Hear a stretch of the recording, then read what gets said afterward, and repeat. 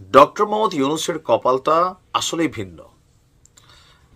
একটা পর্যায়ে সারা বিশ্বব্যাপী তিনি পরিচিত হয়েছেন একজন সফল ব্যবসায়ী। তবে রাজনীতি করার যে শখটা ছিল সেই 111 সরকারের পর সেটা চিরতরে ওনার মিটা গেছিল। কিন্তু ভাগ্য কি জিনিস দেখেন, ডক্টর মোহাম্মদ ইউনূসের কপালটা আসলে অন্যরকম।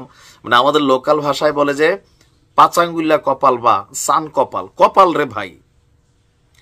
যে সিস্টেমে তিনি বাংলাদেশ নামক রাষ্ট্রটার সর্বোচ্চ পদে আসীন হয়েছেন, এরপর ওনার বিভিন্ন কর্মকাণ্ডের মাধ্যমে ব্যক্তি ইউনূস নিজেকে আলোকিত করছেন। উপদেষ্টা পরিষদ নিয়ে অনেক মন্তব্য আছে, তবে ওনার ব্যক্তি কাজেও দুইটা মন্তব্যের জায়গা সমালোচকরা খুঁজে পায়। এক হচ্ছে উনি সর্বোচ্চ পদ পাওয়ার পরে ওনার বিরুদ্ধে যে মামলাগুলো ছিল সেগুলো নাই হয়ে গেছে। ইভেন ওনার বিরুদ্ধে যে করের একটা ইস্যু ছিল 600 কোটি না কত কোটি টাকা, এটাও কিন্তু মাপ পাইছেন। গ্রামীণ ব্যাংকেও লম্বা সময়ের জন্য একটা সুবিধা দেওয়া হয়েছে, এটা নিয়ে সমালোচকরা সমালোচনা করেন। কিন্তু এর বাহিরে বাংলাদেশের বর্তমান যে পরিস্থিতি সেটাকে পরিবর্তনের জন্য বলেন, বিশ্বব্যাপী এই মুহূর্তে যে কনসার্ন পাচ্ছেন এগুলোর জন্য বলেন, বা আগামী বাংলাদেশে লুটপাট, দুর্নীতি, চাঁদাবাজি এগুলো মুক্ত বাংলাদেশ বলেন, এগুলোর জন্য জনগণের একটা অংশ, সব জনগণ আমরা বলতে পারি না, জনগণের একটা অংশ চাচ্ছে তিনি যেন ক্ষমতায় থাকেন। তো এখন গতকালকে আমি একটা নিউজ দিছিলাম যে মার্চ ফর ডক্টর ইউনূস, অনেকে এটা হালকা নিয়েছিলেন তাই না? এবার দেখেন নারায়ণগঞ্জে কি ঘটছে।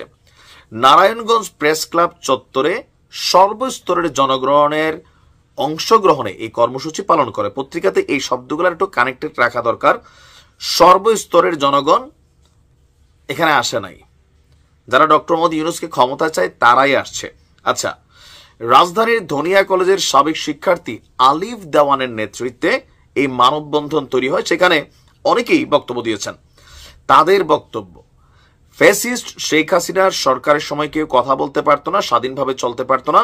এখন দেশের মানুষ স্বাধীনভাবে চলতে, কথা বলতে পারছে।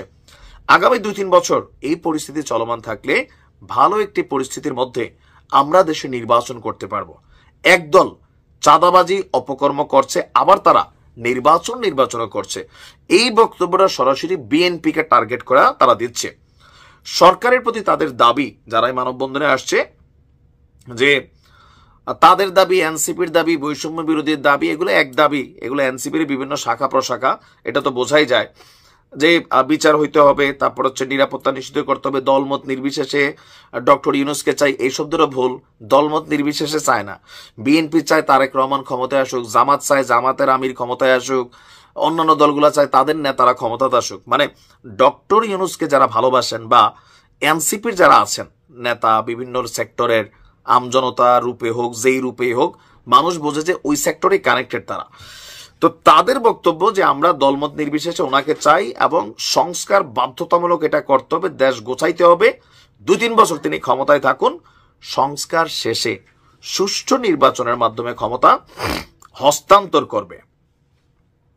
আর বলছেন যে দেশ থেকে ওনার নেওয়ার কিছু নাই, একবারে নিছে না তাও না। ওই যে প্রথমে বলছি, বিএনপি কিন্তু এই জায়গাগুলোতে কাউন্টার করে যে নেওয়ার কিছু না থাকলে উনি নিজের করটা কেন মাফ করাইলেন, গ্রামীণ ব্যাংকের যে সুবিধাটা দিলেন 2029 পর্যন্ত, এটা কেন দিলেন? ওনারও নেওয়ার কিছু না কিছু আছে।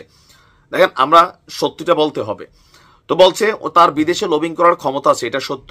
ওনার স্বজন হারানোর বেদনায় যেটা উনি বিক্রি করে খাবেন, এটা আওয়ামী লীগের প্রধান যিনি ছিলেন শেখ হাসিনার ইস্যুতে বলছেন। ওনার পরিবারের কোনো ব্যাকগ্রাউন্ড নাই, এটাও সত্য। তিনি নিজের যোগ্যতা এখানে এসেছেন, এটাও সত্য। কারণ কি, ডক্টর মোহাম্মদ ইউনূস এই জায়গায় আসবেন কেউ ভাবে নাই। ওনার ব্যক্তি ক্যারিয়ারটা এতটা গ্লোরিফাই যে উনি আসার পর এটা নিয়ে কেউ দ্বিমত করে নাই। ইউনূস সরকার প্রয়োজনীয় সংস্কার কাজ সম্পন্ন করতে পারলে একটা ভালো বাংলাদেশ গঠন করতে পারবো। সবাই একটা ভালো বাংলাদেশ চাই, যেখানে সান্দাবাজি, লুটপাট, দখলদারিত্ব, থানা পুলিশের চামচামি এগুলা বা প্রশাসনের চামচামি, এগুলার বাইরে কিন্তু আমরা একটা বাংলাদেশ আসলেই চাই। কিন্তু এটা এত সোজা না। এই যে এনসিপি যে টিমটা তৈরি হয়েছে, তারা কি থানা পুলিশ প্রশাসনের প্রভাবিত করে না? তারাও করে না কে? এই দেশে এগুলা এত সোজা না। বলার জন্য শুনতে সুন্দর লাগে, বাট বাস্তবতা সবসময় ভিন্ন। যাই হোক, কারা কারা মনে করেন ডক্টর মোহাম্মদ ইউনূসকে এরকম চাচ্ছেন, বা এরপর আমরা দেখলাম যে সারা বাংলাদেশ থেকে নারায়ণগঞ্জের মতন ইউনূস সমর্থকরা মার্চ ফর ডক্টর ইউনূস তারা পালন করতে যাচ্ছে। কি হয় জানি না। টেনশনে আছে বিএনপি। ভালো থাকুন।